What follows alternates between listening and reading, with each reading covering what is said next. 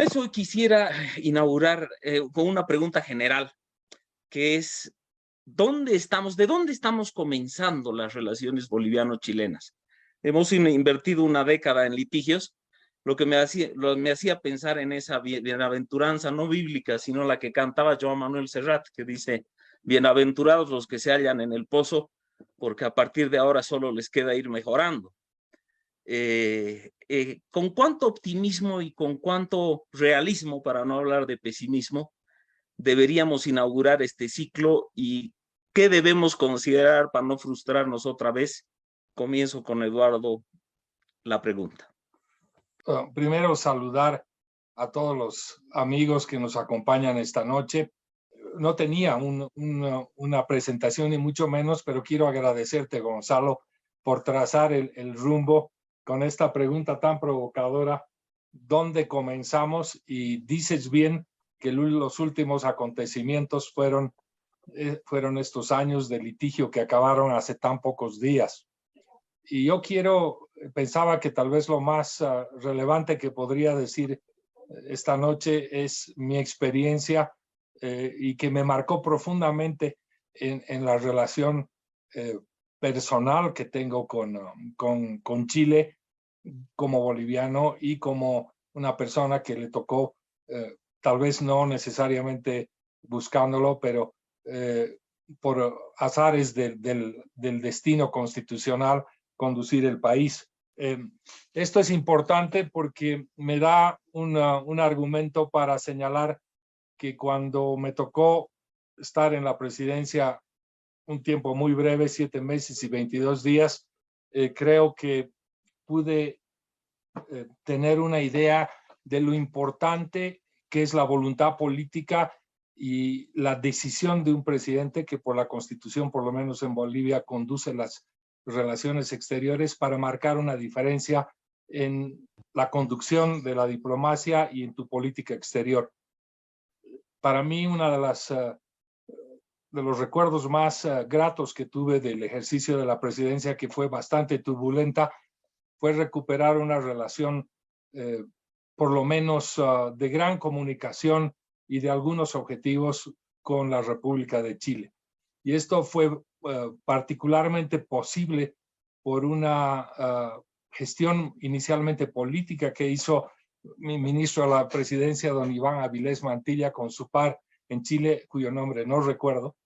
pero que nos permitió reunirnos con don Ricardo Lagos por lo menos en 4 o 5 o más oportunidades en cuanta cumbre o reunión fue posible. Y yo quedé francamente impresionado de la fluidez de un diálogo, no con una agenda predeterminada, ni mucho menos, pero el entendimiento de que se podía tratar temas que eran de convencimiento común, de atención prioritaria y demorada. Yo no voy a entrar en el detalle de esa relación que, como lo dije, fue fugaz, pero nos permitió por lo menos conversar entre vecinos de una forma tan franca, tan sincera, y trazar algunas agendas. Logramos suscribir un par de acuerdos para que ciudadanos bolivianos y chilenos puedan transitar entre Bolivia y Chile, ya no con pasaporte, sino solamente con una cédula de identidad, lo que fue extraordinario, porque hasta entonces tenían que lograr pasaportes, obtener visas, etc. Hoy día esa decisión política permite que millones de ciudadanos de ambos países transiten con absoluta tranquilidad. Y luego se adoptó también una actualización del AC-22, del Acuerdo de Complementación Económica. Yo tengo que destacar que esta fue una iniciativa, sobre todo del presidente Lagos, que hizo mucho énfasis en señalarme que había que empezar a recuperar el sentido de las simetrías y de las economías, porque había una diferencia muy grande y esa actualización del AC-22 permitió, entre otras cosas, que se levanten las tarifas, los gravámenes para las exportaciones bolivianas, excepto un par de productos, y Bolivia podía imponer aquellas que estime conveniente para equilibrar esas asimetrías que eran tan evidentes. Se reunió la Comisión de Asuntos Políticos, etcétera. Fue una gestión que yo simplemente la resumo en que cuando hay una voluntad política de dialogar, esto puede ocurrir y es francamente útil. Se trazó una línea de base para lo que luego fueron esos 13 puntos de una agenda que la suscribió mi sucesor Evo Morales con Michelle Bachelet, y bueno, el resto ya es historia conocida. El otro convencimiento o tema sustantivo recupera una experiencia también personal que me tocó cumplir como agente de Bolivia en 2 causas ante la Corte Internacional de Justicia. Tal vez agotadas las 2, yo puedo decir algo, no en descargo de los resultados, sino como las experiencias nacionales o en este caso internacionales, binacionales, de judicializar nuestras diferencias. Posiblemente se pueda argumentar muchas cosas en favor o en contra de haber acudido ante el Tribunal de la Haya, pero tal vez uno de los residuos o uno de los resultados más notables y que posiblemente ambos países podemos coincidir es que el derecho internacional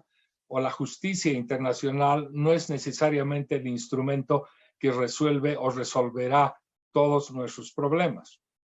Posiblemente podríamos convenir en que es un buen avance, es un espacio para resolver pacíficamente diferencias, pero también ese derecho internacional no es precisamente el más concreto, el más objetivo, y a través de la jurisprudencia o los precedentes se puede encontrar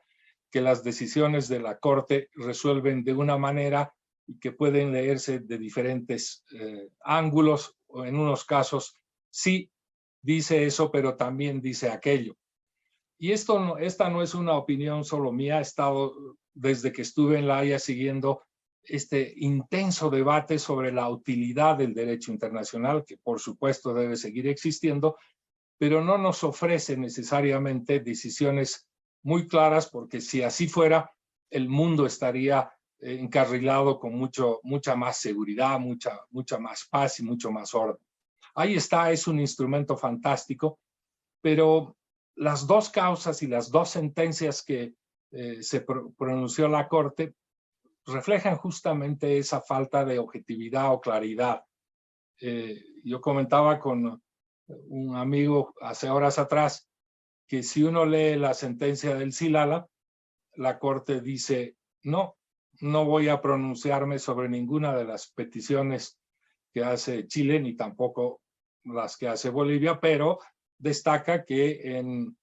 el curso del proceso, y no podía ser de otra manera, surgieron coincidencias que llevó a la Corte a, según su estatuto, a simplemente abstenerse de resolver un problema porque había desaparecido el objeto o la sustancia. Entonces se celebró mucho esta coincidencia en Chile como un triunfo, en Bolivia se lamenta un giro, pero no estamos necesariamente para debatir aquello. Pero interesante porque la parte resolutiva o dispositiva dice una cosa y la parte argumentativa, las reflexiones que hace la Corte, dicen otra.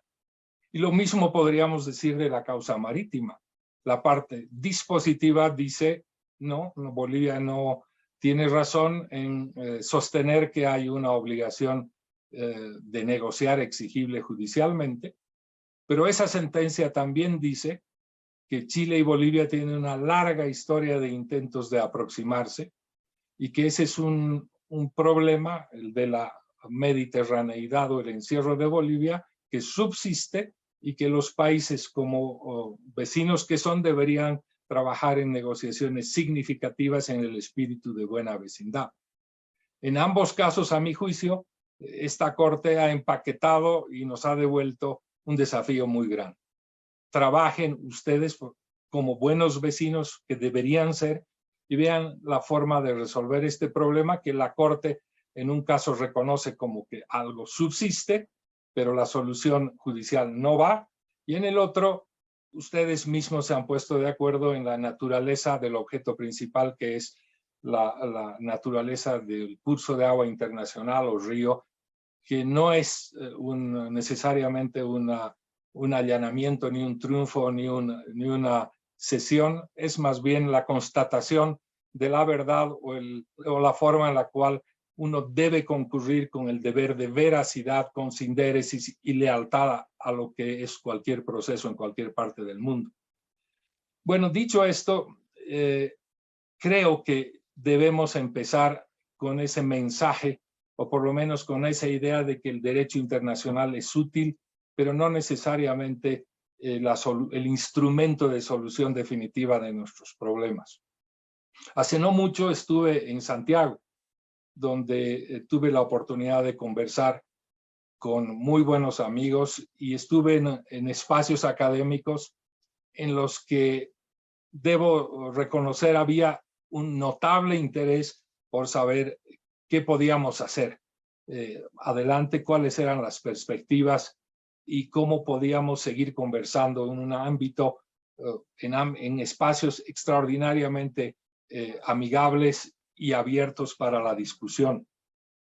Mi posición fue que, y siempre la he tenido desde que me tocó ser presidente, de que Bolivia y Chile deberían recuperar relaciones diplomáticas plenas para abordar y construir agendas comunes, y que deberíamos ser capaces de transformar estos temas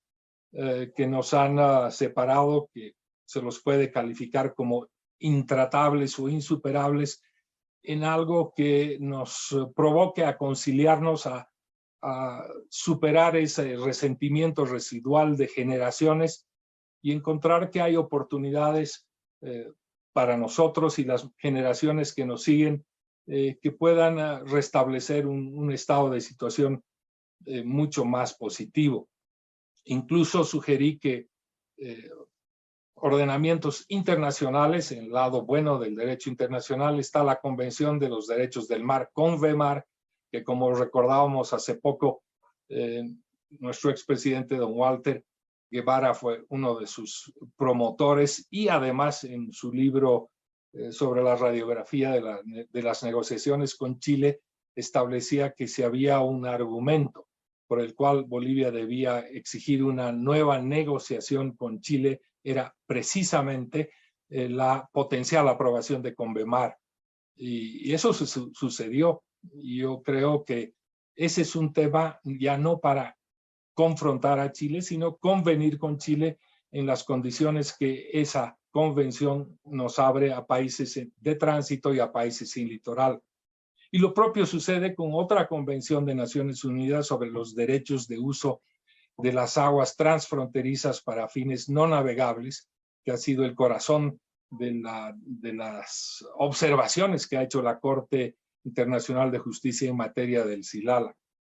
Yo creo que están planteados los instrumentos, están planteadas las voluntades, aunque, y no sé si ha llegado Sebastián, era una de mis preguntas derivadas a él, porque él entiendo que es activo. Ya está con nosotros. Bueno, entonces te lanzo la pregunta a Sebastián. Yo particularmente soy abiertamente crítico a la gestión diplomática del gobierno del presidente Arce, porque desde que terminábamos la gestión del proceso Silala, se produjo una aproximación interesante para cerrar ese proceso de manera temprana, extrajudicial, algo que la Corte no solo lo permite, sino que lo alienta. Pero de pronto una sucesión de gestiones de Cancillería, me refiero a Diego Pari, Karen Longarich y Rogelio Maita, no solo no atendieron esa iniciativa, que no era solo de Chile, era recíproca. Yo personalmente concurrí a varias reuniones, pero sorprendentemente se abandonó esa posibilidad, y mi perspectiva es que se produjo un abandono a una posibilidad de solución diplomática que tal vez nos podría haber ayudado no solo a resolver el tema del Silala, sino a un planteamiento mucho más comprensivo mucho más amplio de la solución de un sinnúmero de recursos hídricos transfronterizos que compartimos como países de aguas arriba y aguas abajo, y que deberíamos ser capaces de ajustarlos de manera mucho menos confrontacional y obviamente menos judicializada como lo veníamos haciendo. Pero un poco para cerrar, creo que es necesario superar ese rezago en nuestras relaciones. Esta es una muy respetuosa recomendación a quienes nos siguen por parte del gobierno y de Cancillería, ojalá, porque la agenda o los puntos que aparentemente sostienen esta renovada relación son aquellos que se trataron con el canciller Alamand, y creo que sería oportuno actualizarlos. Me resta decir de que no advierto una actitud del canciller o de Cancillería muy proclive a comentar estos temas, y francamente creo que es necesario hacerlo. Ojalá en estos espacios quienes concurrimos, y aprecio la oportunidad, podamos impulsar este nuevo tiempo que nos plantea Gonzalo, con algunas reflexiones y algunas experiencias, porque creo que seguiremos siendo vecinos y, bueno, como lo dije en alguna entrevista hace poco, no podemos seguir estando de espaldas. Gracias, con esto me quedo.